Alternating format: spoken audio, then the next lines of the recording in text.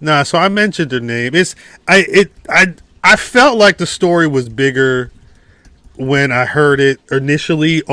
So actually, let's go down the timeline. So Stephanie Vaquer, I don't. Is it official? Shawn Michaels tweeted it, so I'm assuming she's WWE. It's officially WWE bound. Lied to it. I saw her even posted on her Instagram stories because he basically said, "Boom, you." So let's go back. There was a release the other day from CMLL and New Japan, and they said, "Hey, she's citing personal reasons. Stephanie Vaquer is leaving both of our rosters immediately. CMLL is taking her World Women's title and the tag title that she was holding. She's not going to be at Fantastica Mania or any of these other dates. I think she was booking through. There were like 3 months of New Japan dates, Rev Pro, everything. She was out here." I don't believe this, but and we'll get there. Believe what? Wait, I'm sorry, I didn't see what. Stephanie, she got. Joe. But this sentiment is why the story is big. This is why I blew. Well, because again, that was what when I saw that she was off of both of the rosters after a couple of weeks ago having that match against Mercedes Moné, people cheering her and booing Mercedes, and then her even having comments about I want to get the rematch, blah blah blah. Like I figured she was AEW bound, and from what Meltzer's reports deeper into the situation are, it looks like they did give her an offer. Mm-hmm. She, after CML and New Japan put out their releases, she put out her own release and saying, "I'm grateful for them and everything they've done for me. I'm vacating the titles. I apologize to my fans, but I can't be present. I can't be present at these shows." And then that's when Shawn Michaels dropped the tweet. Now, word on road, as people are diving into this, because let the record show. Yes, let the record show. 6 years ago, she had a WWE tryout, and at the time, she didn't get picked up, which is probably, I mean, it may have been for the best. I think if you look at the Drew McIntyres and a lot of other people, there's certain times when you go into WWE, and if you go into WWE, you could just be another face. But if you go outside of WWE, build your character, and then come back, it looks like a good investment for them. Mm-hmm. She was also apparently always wanting to go to WWE at some point. She's from Chile. She's wrestling in Mexico. Word is that, and I don't. WWE has a show in Mexico City on July 13th, and rumor is that she's supposed to be debuting there. There's been a lot of speculation about her, and because I imagine she'd be going to NXT, so a lot of talk about her and Julia, who's also supposed to be NXT bound, is supposed to be linking up. And then there's the other side of the, like Joey said. Sierra said she was on. They were on. I did read that CMLL and New Japan are supposed to be very upset over the situation. Again, New Japan had been promoting these dates. I want to say it said it was like 3 months. They've been doing all these ads. They're like, she should have known, if she knew that she was going to be making this jump. Why didn't she say anything beforehand? Because they're saying that she told them that she signed a contract on Monday. Like, this is all fresh.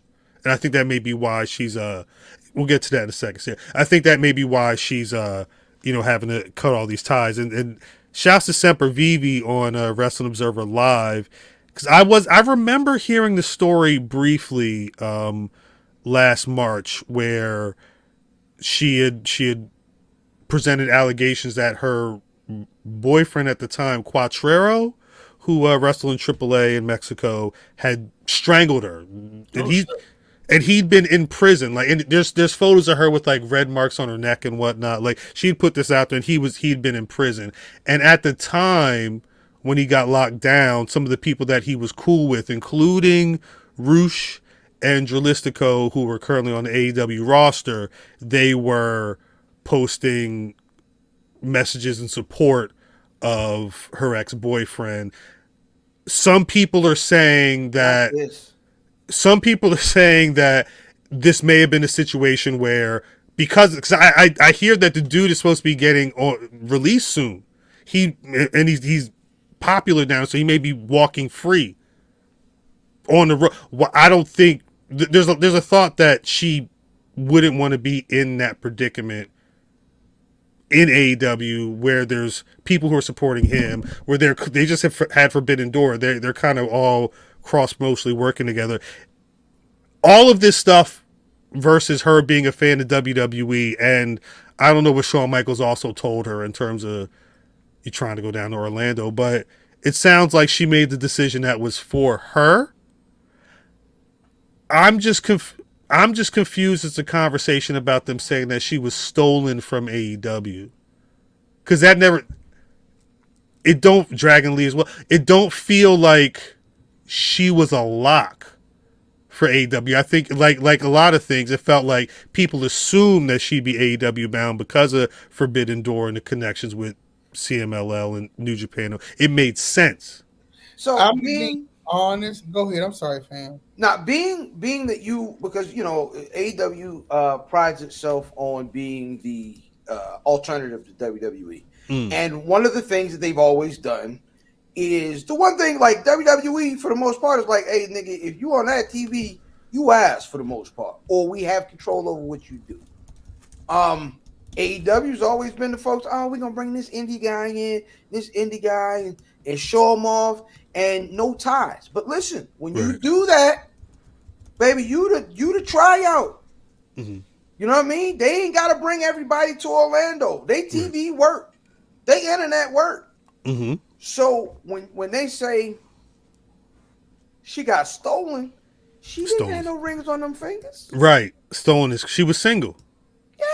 Yeah, ain't no rings. I blame, if you want to blame anybody, you need to blame Tony Khan, because quite frankly, I know it's Forbidden Door, but you put one of your biggest signings who, for right, wrong, or indifferent, for better or worse, whether Mercedes had a great match or not, people were going to tune in to see Mercedes, and WWE was going to tune in because they're probably still keeping tabs on Mercedes. Of course, yeah.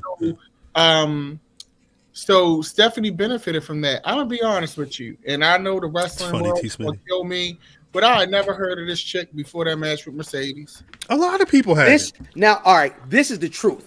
This is the truth, and this is where all the sauce came from. I'm gonna be honest. Everybody is talking about AEW niggas crying. No, the WWE niggas pour so much sauce and pour champagne over somebody that most of them niggas don't ain't even know. Yeah, they don't niggas even like, know. oh, I told y'all niggas we going to the ship. We done got home. What's the name? What's the name? Joe, Tammy. You know, and Tammy Vaquer. What's her name? Is she gonna be very dope on that NXT roster? And as somebody delightfully said earlier in the chat, she gonna mess around and end up in the LWO. You muted, man. You muted, man.